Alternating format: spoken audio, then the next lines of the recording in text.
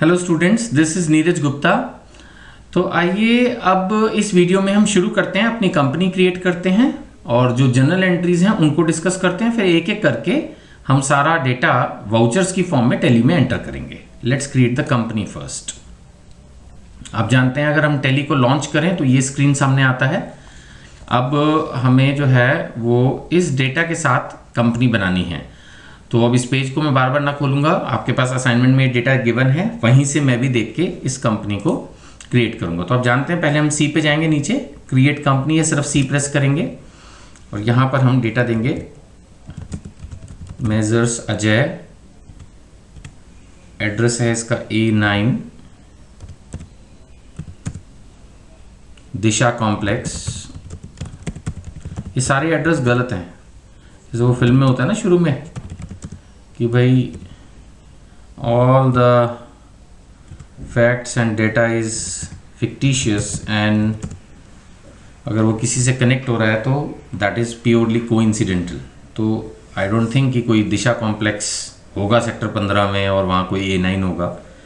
अगर by the way कोई मैं इस तरह का इमेजिनेटिव डेटा या फ़ोन नंबर या जो कुछ भी देता हूँ वो किसी व्यक्ति का निकल जाए या उसको मिला लो जानबूझ के परेशान करने के लिए, नीरज सर ने तो आपका नंबर दिया हुआ है ना, फिर वो कल को कहे जी मेरे पीछे को पड़ गए। तो ये सारे फेक नंबर्स हैं। बाय द वे अब किसी को आप ज़बरदस्ती मिला मत लेना प्लीज़, नहीं तो फिर मेरे को असाइनमेंट के अंदर क्वेश्चन चेंज करना पड़ेगा।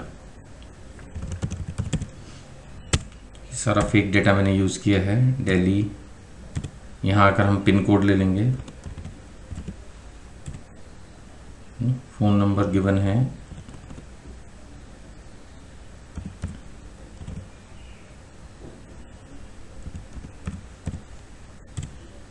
मोबाइल नंबर भी गिवन है 9210592999।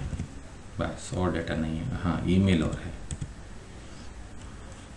info@accountsnaukri.com। ये पोर्टल हमने बनाया है। वैसे मैंने अपनी वैसे ये इन्फो वाली ईमेल आईडी हम अभी तक यूज़ नहीं कर रहे हैं, बट ये accountsnaukri.com हमने अपना एक पर्सनल पोर्टल बनाया है। आप लोगों को जो स्टूडेंट्स पढ़ रहे हैं कल को उनको नौकरी भी करनी है, जॉब लगवानी है, तो हमने सोचा कि एक प्लेसमेंट पोर्टल बनाया जाए अकाउंट्स नौकरी।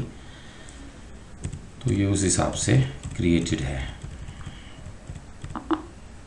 यस, चलिए जी, अब हमारी कंपनी बनके तैयार हो गई। लेफ्ट साइड में आप देख सकते हैं now we have messrs Ajay. तो अभी इसमें हम कोई वाउचर एंट्री नहीं कर रहे हैं। आई मीन इस क्वेश्चन में, इस वीडियो में, अभी हम इस वीडियो में इसकी बजाय आपकी जो जनरल एंट्रीज थी पहले उनको समझने की कोशिश करेंगे। अब ये एंट्रीज आपको दिख रही हैं और उसके साथ ये जनरल एंट्रीज हैं। तो मैं एक एक करके जनरल एंट्री एक्सप्लेन कर देता हूँ। वैसे अगेन मैं यही बोलूँगा कि पिछले क्वेश्चन में भी जब कराया था तो मैंने यही बोला था कि आपको जनरल एंट्रीज तो क्लियर होंगी, फिर भी एक बार क्विकली मैं जनरल एंट्रीज आपको री एक्सप्लेन कर देता हूँ, क्योंकि टैली के अंदर सारा खेल ही जनरल एंट्रीज का है ना। और इसी बात के पीछे बिजनेस अकाउंटिंग की जो बुक आपने मेरे से पहले की है टैली के सॉफ्टवेयर को सीखने से पहले, उसमें मैंने मोर देन 200 जनरल एंट्रीज करवाई थी, अच्छे से डिटेल्ड गहरी प्रैक्टिस करवाई थी, क्योंकि उसके बिना काम करना थोड़ा मुश्किल होता है। तो चलिए शुरू करते हैं। 2017 में अप्रैल के महीने का डेटा दिया गया है और मैं पढ़ रहा हूँ पहली line. Ajay commenced business with cash ₹70,000। अब अजय ने बिजनेस शुरू किया 70,000 रुपये से, तो 70,000 रुपये कैश आया, इसलिए कैश हुआ डेबिट, है ना। एसेट इंक्रीज हुई और capital, liabilities and revenue credit होते हैं, तो कैपिटल को मैंने क्रेडिट कर दिया 70,000। उसके बाद उसने बैंक में 25,000 रुपये जमा कराए, ये कॉन्ट्रा वाउचर। अब थोड़ा बहुत आप समझते हैं, टैली आप कर चुके हैं, तो कॉन्ट्रा वाउचर होगा। कैश डिपॉजिटेड इनटू बैंक, तो बैंक में पैसा आया, बैंक इंक्रीज हुआ 25,000, कैश रिड्यूस हुआ।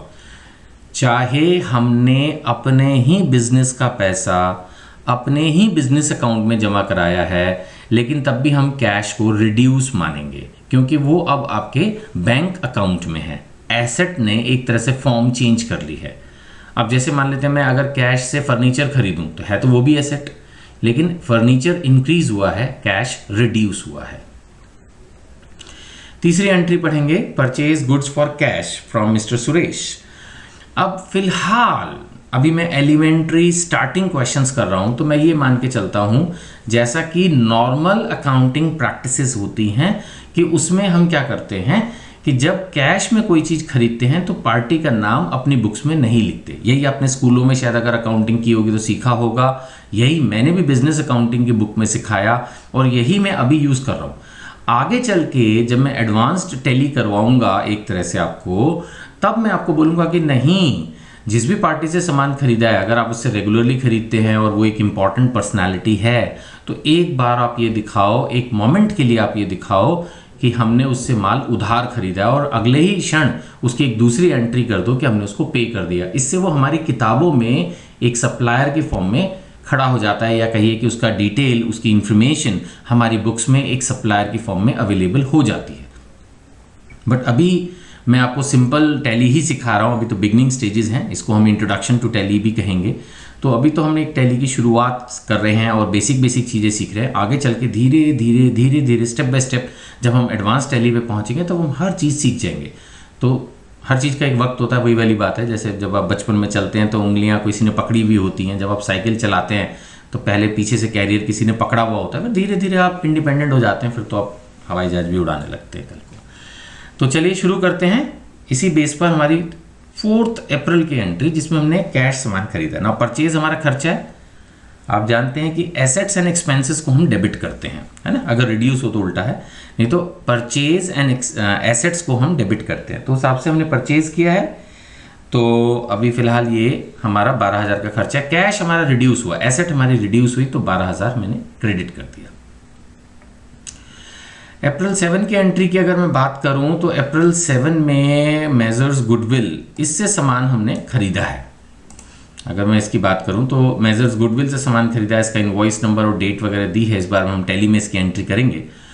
तो अब जब सामान खरीदा, सप्लायर इज ए क्रेडिटर को हम क्रेडिट ही करते हैं, और परचेज हमारा खर्चा है तो उसको हमने कर दिया डेबिट। ठीक है ना, इसमें तो कोई कंफ्यूजन नहीं है। चलो आगे बढ़ते हैं। अब नेक्स्ट है, हमने ऑफिस के लिए एसी खरीदा है क्रेडिट पे, मेजर स्कूल पॉइंट 33,000 का।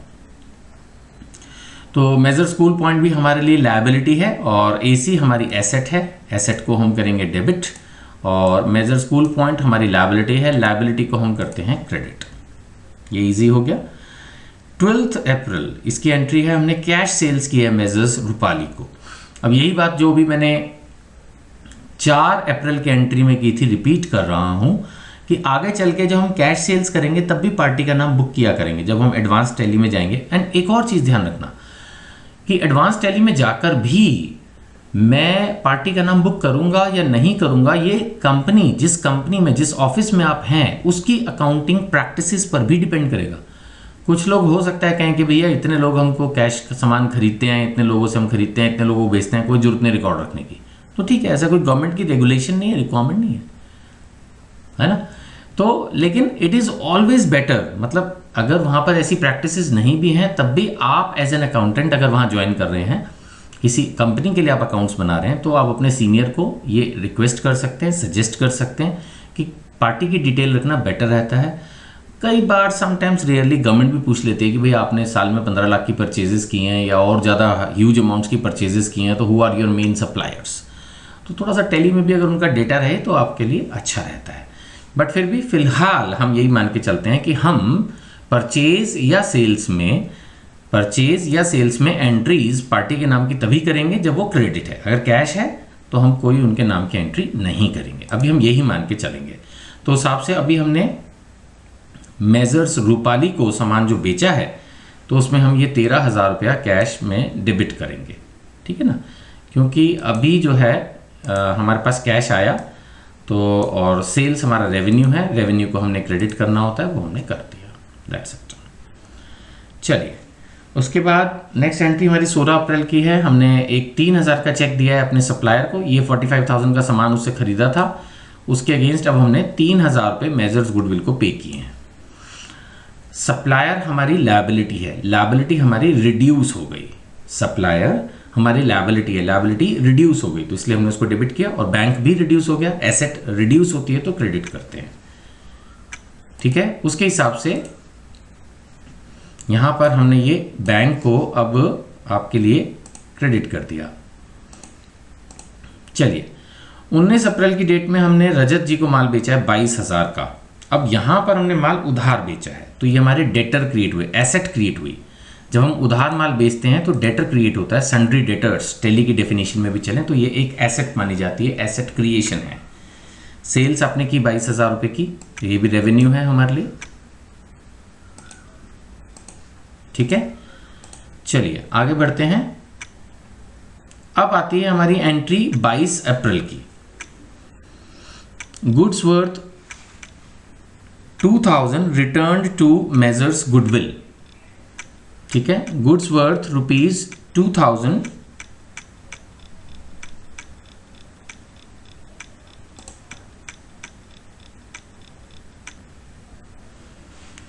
हेलो, हाँ सॉरी ये वीडियो शायद कुछ बीच में डिस्टर्ब हुई। मैं ये कह रहा था कि अप्रैल 22 में goods worth ₹2000 returned to messrs Goodwill, ये परचेज रिटर्न की हमारी एंट्री है। Goods worth 2000 return to messrs Goodwill, purchase return. देखिए जहां तक परचेज रिटर्न का सवाल है, परचेज हमारा खर्चा है, खर्चा रिड्यूस होता है अगर हम परचेज रिटर्न करते हैं। एक्सपेंस रिड्यूस हुआ, क्रेडिट कर दिया, सिंपल, ये एंट्री समझना आसान है। अब जब हमने परचेज किया वो माल वापस कर दिया तो हमारी जो लायबिलिटी है वो रिड्यूस हुई, सप्लायर रिड्यूस हुआ, जैसे सप्लायर को पेमेंट देंगे तो भी वो रिड्यूस होगा, और सप्लायर का अगर हम माल वापस कर देंगे तो भी रिड्यूस होगा। तो लायबिलिटी रिड्यूस होने पर डेबिट करते हैं, इंक्रीज होने पर क्रेडिट करते हैं। ये सारे रूल आपको अच्छे से बताए हुए हैं, फिर भी मैं रिपीट कर रहा हूं अपनी तरफ से, इसमें इतना ही। नेक्स्ट, अब हम बात करते हैं सेल्स रिटर्न की। हमने रजत को सामान बेचा था, ये देखिए एंट्री, ये वाली एंट्री है ना, रजत को 22,000 रुपये का उधार माल बेचा था। अब हमने रजत को भी कुछ माल वापस किया है 3300 का। सेल्स हमारा रेवेन्यू है, वापस करोगे तो अगर हमारी सेल्स जो है वो वापस आएगी, आई एम सॉरी मेरे मुंह से शायद ये निकल रहा था कि हमने वापस किया। सेल्स रिटर्न का मतलब तो क्या गई, बायर ने हमारा सामान वापस कर दिया। तो 3300 का हमारा सामान जो है वो बायर ने वापस कर दिया, तो सेल्स रेवेन्यू हमारा रिड्यूस हुआ। रेवेन्यू क्रेडिट करते हैं लेकिन रिड्यूस हो तो डेबिट करते हैं, है ना। तो उस हिसाब से ये मैंने डेबिट किया।